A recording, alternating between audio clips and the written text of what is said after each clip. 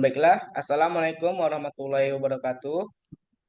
Kami dari kelompok Waalaikumsalam. kami dari kelompok 1B akan menyampaikan hasil pembahasan kami yaitu tentang perbandingan efektivitas disinfektan kaporit, hidrogen peroksida, dan reaksi Fenton H2O2 atau Fe2+.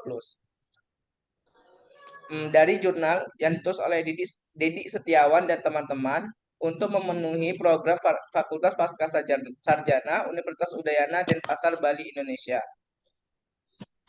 Saya sebagai moderator yaitu Khair Majid dan teman saya Alvera Wayuni, Welzi Ledia Perli, Yulia Fitri Rahayu, dan Arsita Sari.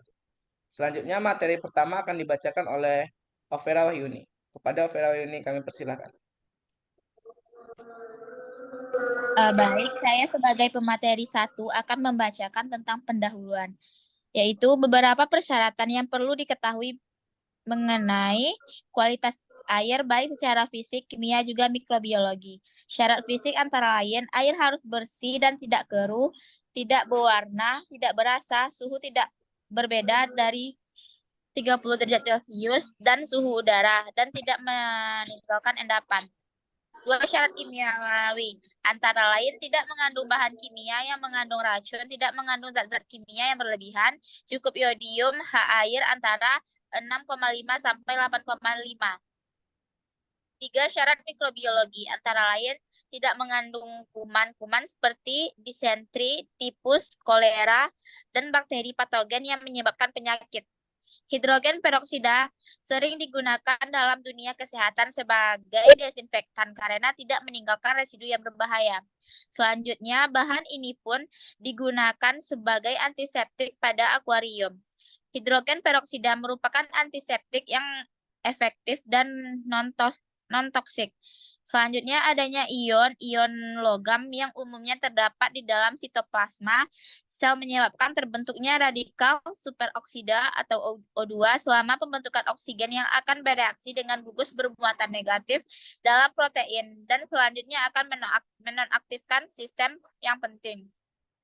Selanjutnya tujuan praktikum yaitu membandingkan efektivitas ketiga jenis desinfektan yaitu kaporit, H2O2, dan reagen Fenton dan mengetahui konsentrasi optimum membunuh bakteri dalam air. Selanjutnya akan dilanjutkan oleh Kak Welzi. Baik, saya sebagai pemateri kedua akan membacakan alat dan bahannya. Yang pertama yaitu alat, ada autoclave, kemudian digital oksigen, kemudian inkubator, kemudian kawat OC, labu ukur, kemudian pencatat waktu atau stopwatch, kemudian tabung reaksi, kemudian pipet volume, kemudian mikropipet, dan timbangan digital. Selanjutnya yaitu bahan. Yang pertama Aquades yang telah disterilkan, yang kedua itu bakteri Salmonella dalam agar nutrisi sebagai gram negatif, dan bakteri Staphylococcus aureus dalam agar nutrisi sebagai gram positif. Selanjutnya ada besi, sulfat, heptahidrat. Selanjutnya ada fenol kristal. Selanjutnya ada hidrogen peroksida dengan konsentrasi 30%. Selanjutnya kaldu nutrisi atau nutrient board.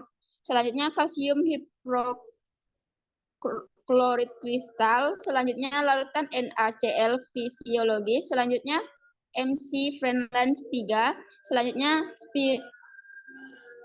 spiritus.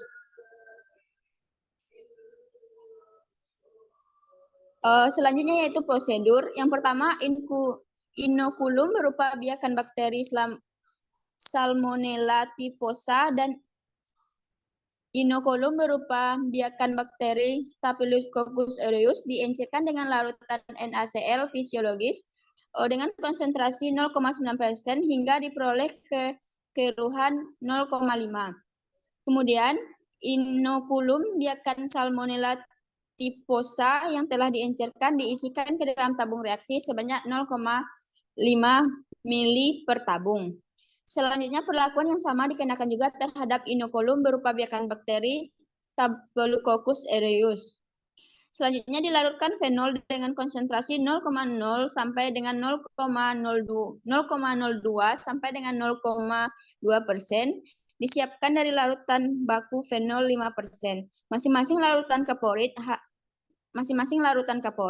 H2O2 dan larutan FeSO4 dengan konsentrasi 0,00625 sampai dengan 0,2% juga disiapkan. Larutan uji H2O2 ini dibagi menjadi dua bagian. Satu bagian digunakan untuk membuat reagen Veton dengan menambahkan larutan FeSO4 yang konsentrasinya sama, tetapi dengan perbandingan volume 5:1.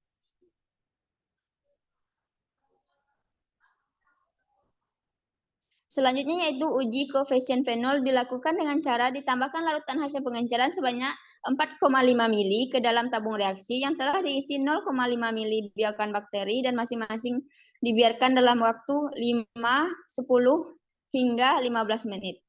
Terakhir itu diinkubasi pada suhu 37 derajat Celcius selama 48 jam. Baiklah, materi selanjutnya akan disampaikan oleh Yulia Rahayu. Kepada Yulia Rahayu dipersilakan.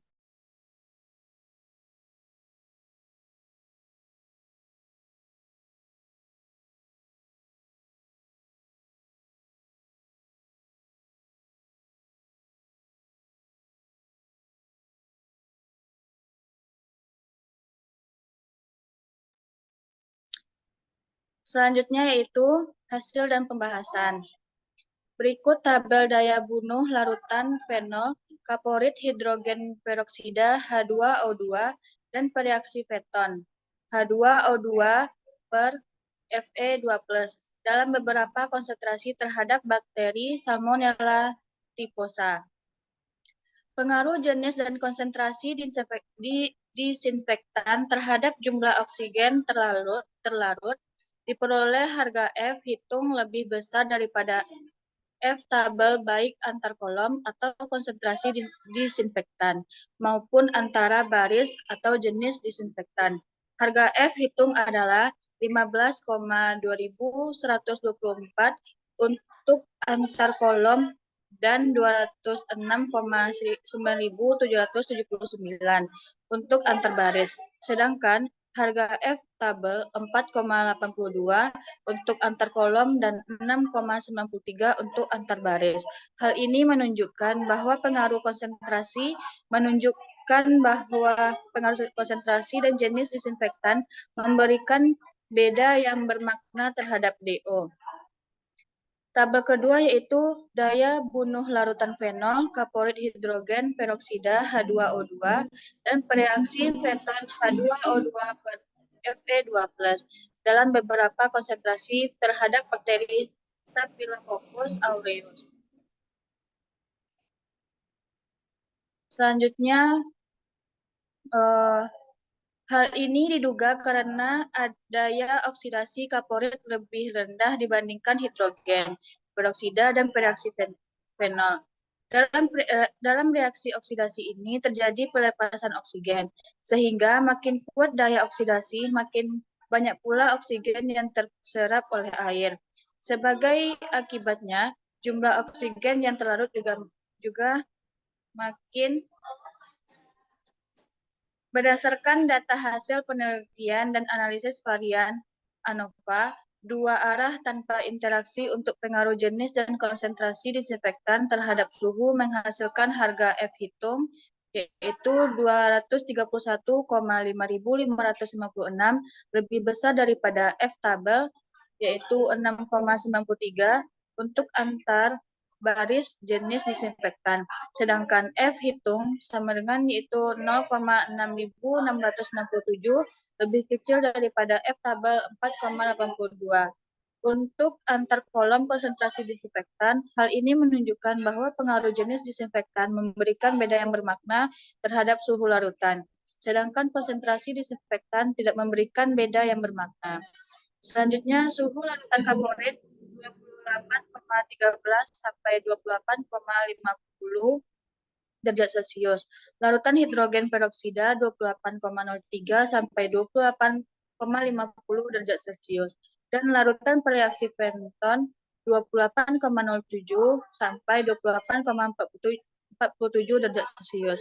Sedangkan larutan kontrol 28,10 derajat Celcius. Larutan kaporit memberi paling tinggi. Larutan hidrogen peroksida memberikan pengaruh paling rendah jika dibandingkan dengan larutan kontrol. Pengaruh ketiga desinfektan uji terhadap suhu tidak lebih dari 3 derajat Celcius, maka masih memenuhi syarat. Baiklah, selanjutnya materi akan dijelaskan oleh Arsita Sari. Pada Arsita Sari dipersilakan.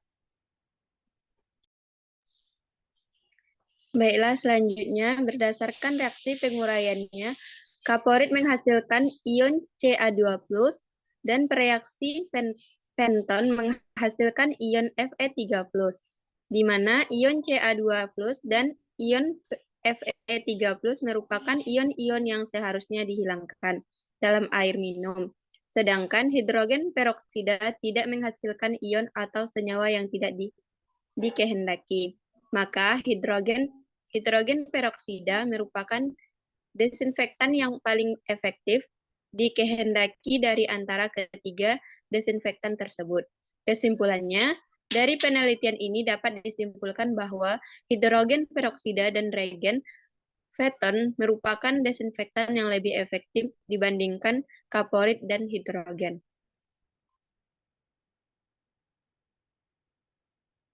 Selanjutnya saya kasih kepada moderator. Baiklah, sekian yang bisa kami sampaikan. Kurang dan lebihnya kami mohon maaf. Semoga bagi para pendengar dan pembaca bisa memahami dan berguna bagi kita semua. Kami tutup. Wabillahi taufiq wal hidayah. Wassalamualaikum warahmatullahi wabarakatuh.